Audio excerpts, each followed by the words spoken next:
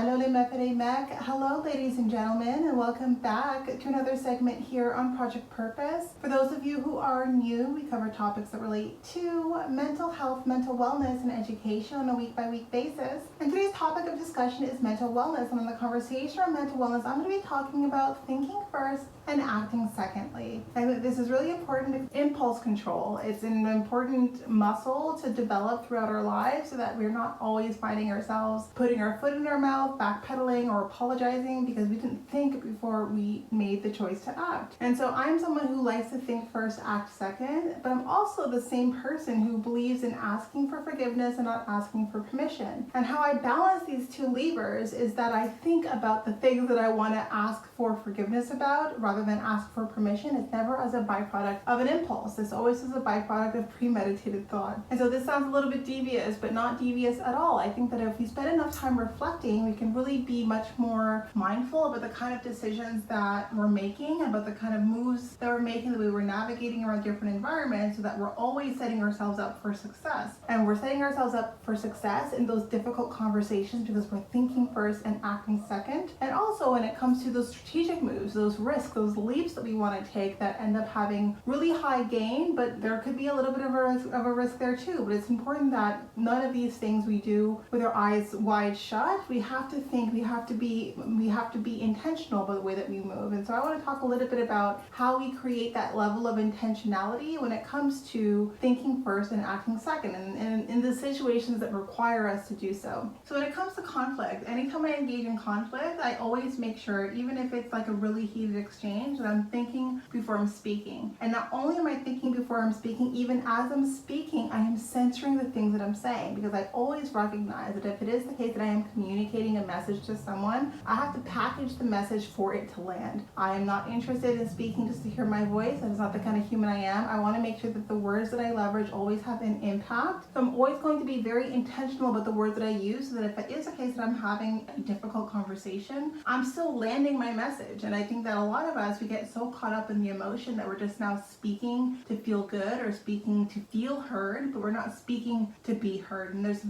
big difference between those two things, because when you're speaking to feel heard, you're speaking from a place of ego. You're speaking from a place of just wanting to say the things that make you feel good in that moment, that you're going to end up either putting your foot in your mouth, if you're going to end up backpedaling or needing to apologize. Whereas if you're speaking to be heard, even if the emotions are high, you're still figuring out, well, what words can I use to package this message? Because it's the message that's important. And whether that message is how you would like that person to speak to you, or what the issue is, or how you want to move towards resolution, you have to make sure that in any communication that bears any significance, that you're always being super strategic about your word choices, about your placement, about your positioning, so that you're not wasting your energy in speaking those words out loud, right? And so for me, that's a really big important one. I think that it's really important to be super clear, super mindful, filter out the things that you're saying that you know are going to feel good but don't actually add any value to the conversation or any value to what it is you're hoping to attain. And so another element that I think that is really important when it comes to asking for permission and asking for forgiveness and not asking for permission, I think that too many of us ask for permission and think that we should be comfortable being autonomous about, like cultivated, like leveraging our agency around. And so I think that this not only helps you in your life, but it helps give other people like more bandwidth, more energy to do other things, because they're not always thinking about the decisions that you yourself could be managing. And so I want you to think about the decisions that you're managing and how many decisions you ask for permission about and how much time is taking away from you figuring out the answer by just doing it. And so when I think about just do it, there are things in my life that I'm just going to do without asking because I don't see that the ramification is too high. Like I'm always calculating the risk, but there are other things that are an opportunity to collaborate, right? Like even if I could do it, and it might not necessarily be an issue, if it's an opportunity for collaboration, if it's an opportunity to have a conversation, in that conversation I'm building connection, then why not take that opportunity, right? So I think that it's important that we recognize that when it comes to risk taking, whatever your risk appetite is, and you could be someone who is low risk, so low risk that you don't want to make any decisions for yourself, you want to offload those decisions on other people, well, that creates a bit of a mental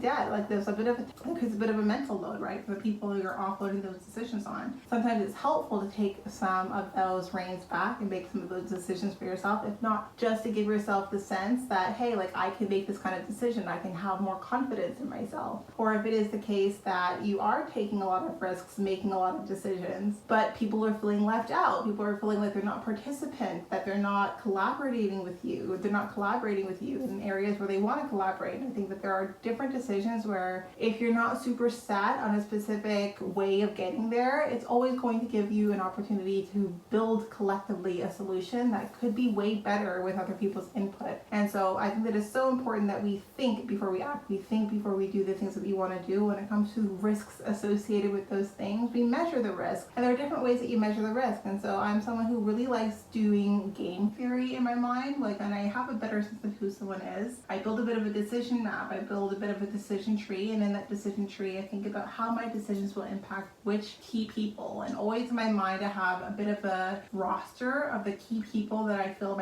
my decisions are going to influence the most, and how do I make sure that I minimize the impact of my choices for those few groups. And so for these few groups, like, there might be another outer ring of individuals who are impacted by my decisions, but there's a bit of a buffer, and that buffer are the people sort of in between. And so when I think about the waves that my decisions make, and sometimes they can make waves, I always think about, well, wait, if I am going to create a big wave, like, would this person appreciate being part of that wave? Would this person feel discombobulated by that wave? I think about that, and there's a few people that I think about primarily in my decision making tree, and it is in that initial thought, that strategic thinking, that I package my message. I package my message so that I can offload or mitigate some of the impact of the waves of my choices, of my communication, of the things that I'm doing. And in that sense, I'm going forward, and I'm sort of asking for forgiveness and not asking for permission, but I'm also managing it so that I'm not putting myself in a position where I'm putting my foot in my mouth, I'm needing to apologize, or I'm needing to backpedal. I want you to think about it. I want you to think about impulse control. I want you to think about thinking first, acting second, building a plan, building a roadmap, navigating effectively. I want you to think about how you can be more strategic, like maybe build a bit of your risk appetite, and figure out how you can ask for forgiveness more than you ask for permission, and give yourself the opportunity to build on your sense of autonomy. You're building your sense of agency. Recognize that you can do a lot of the things that you feel afraid of. So that was the topic of conversation for today. Some food for thought for you. If I have piqued your interest, then I do invite you to join in our conversations. We host live events on self-mastery, and so we do host those live events at least twice a month every month. So check out our website to see if there's a program that is of interest to you. And we also do provide parent-child workshops focusing on cultivating self-concept, autonomy, self-efficacy, and compassion in children, building intellectual and character development. So those are some of the things that we have in the pipeline, some food for thought for you. We are on the road to 1K, so if you're still here, like, leave a like, follow us. Every follow does count, and we are so happy to play a small role in your journey. Thank you so much again, and we'll talk to you all very soon.